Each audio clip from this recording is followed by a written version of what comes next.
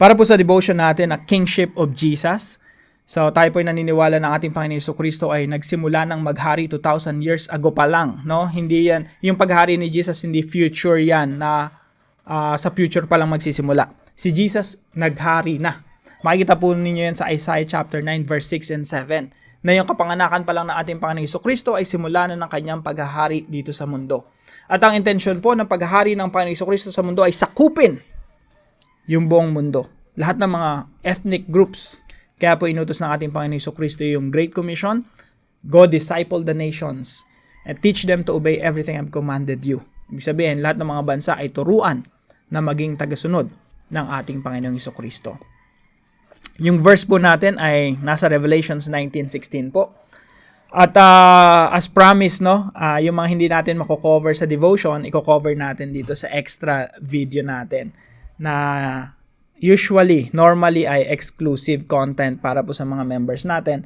Pero ito po ay gagawin nating public para po sa mga nabitin dun sa devotion natin. Now, Revelations chapter 19 verse 16. Napakaganda pong passage yan sa Book of Revelation. Yung Book of Revelation, yan na po yung pinakadulo ng Bible. Now, basahin po natin yung kabuuan ng talata.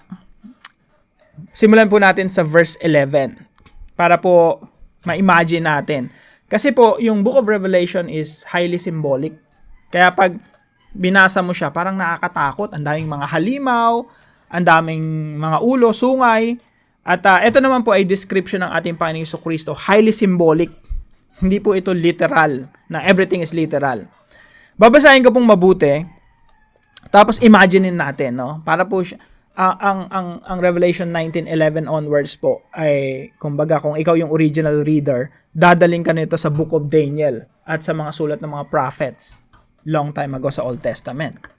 So, sabi po ni John, siya po yung nakakita ng vision na ito, sabi niya, "Then I saw heaven opened, and behold, a white horse."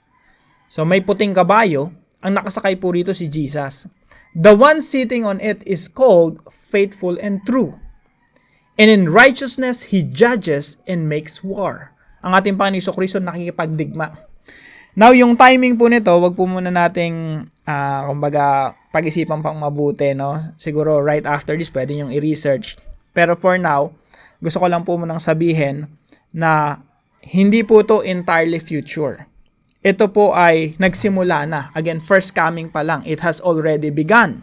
Yung pananakop po ng ating Panginoong Jesucristo sa lahat ng mga bansa, ito po ay nagsimula na, first coming pa lang. Kaya po, sabi rito, "And in righteousness He judges and makes war." Nakikipagdigma na ang ating Panginoong Jesucristo. "His eyes are like a flame of fire." So kagaya dito sa video natin, talagang nag-aapoy yung mata ng ating Panginoong Jesucristo. "And on His head are many diadems." Meron pong korona ng diadems. "And He has a name written," may nakasulat dito sa gilid niya, "written that no one knows but Himself. He is clothed in a robe deep in blood." Yung robe niya kumbaga nilublob sa dugo. "And the name by which He is called is the Word of God." Walang iba po kundi ang ating Panginoong Jesucristo. "And the armies of heaven are arrayed in fine linen, white and pure, were following Him on white horses." Ito po yung mga saints, mga mananampalataya, mga believers na pinersecute at mga pinugutan ng ulo nung unang panahon. Of course, mahaba yung background niya, no? Verse 15, "From His mouth comes a sharp sword." Mula po sa bibig ng ating Panginoong Jesucristo, merong lumalabas na tabak, merong espada. Now, hindi po yan literal. Again, yung Book of Revelation, highly symbolic, tsaka apocalyptic po yan. Kaya po, wag tayong matatakot dun sa mga halimaw at mga 666. Highly symbolic po yan. At yung hindi naman literal na may lumalabas na tabak, espada sa bibig ni Jesus. Basically, yung lumalabas na espada sa kanyang bibig, yun yung ipinanggagapi niya, ipinandidigma niya. Kasi ang espada, pandigma. Ginagapi ng ating Panginoon Jesucristo, tinatalo niya, kinakonquer niya, sinasakop niya yung mga bansa sa pamamagitan ng kanyang salita. Yun po yung ibig sabihin nun. Yung tabak lumalabas sa kanyang bibig. Kaya sabi dito, From his mouth comes a sharp sword with which to strike down the nations. Ini-strike down niya. Sa Tagalog po, basahin natin sa verse 15. May isang tabak na matalas lumalabas sa kanyang bibig upang sa pamamagitan nito ay tatagain niya ang mga bansa. Hindi po literal na may espada tapos tatagain yung mga bansa. Ibig sabihin lang nun, he will conquer the nations through the word of God, sa salita ng Diyos. Kaya nga po dito sa Revelation 19, si Jesus Christ, he is the word of God. And then, sabi rito, and he will rule them with a rod of iron. Na interesting po ito eh. Paghaharian niya, yung mga nations na ginapi niya, paghaharian niya, sabi rito, he will rule them with a rod of iron. Now, yung rule po rito, something very interesting.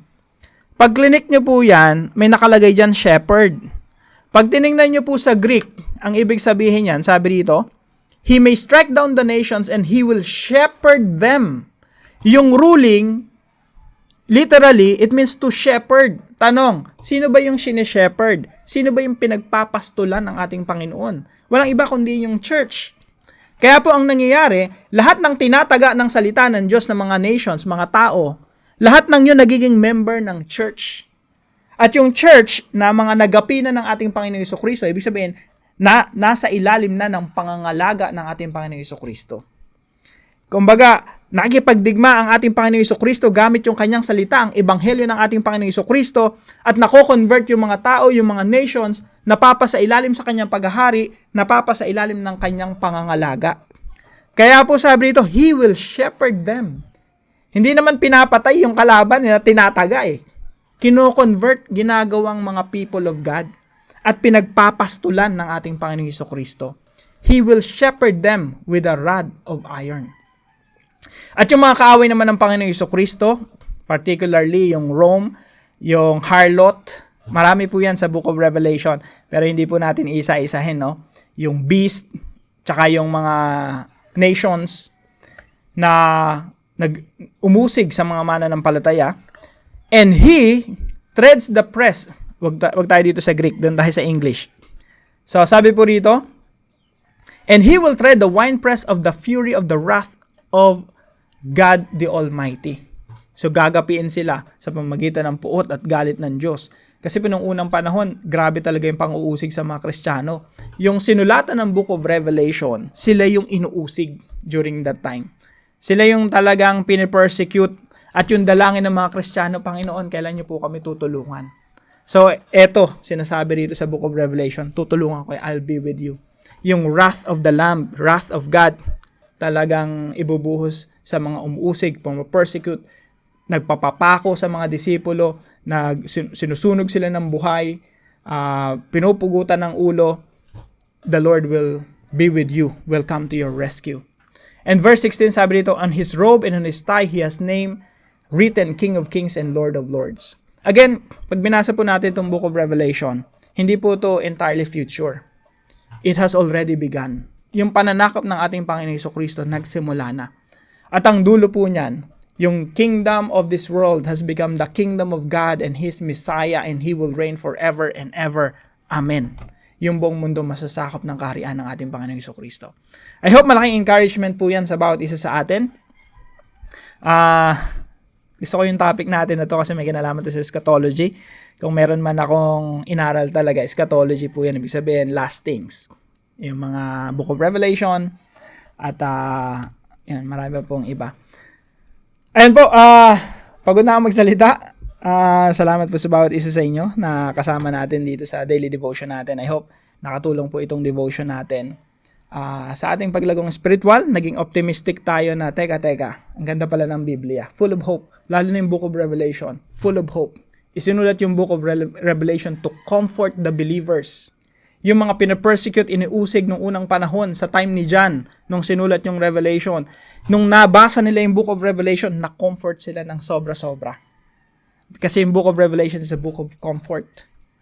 Dito ipinapakita kung gaano ka-sovereign ng ating Panginoon na He is in control. Kahit yung paghihirap natin at umuusig sa atin, lahat ng yun nangyayari sa ilalim ng sovereignty ng ating Diyos. So maraming salamat po sa bawat isa sa inyo. Pagpalain kayo ng ating Panginoon. See you po tomorrow 5 a.m. dito sa ating daily devotions.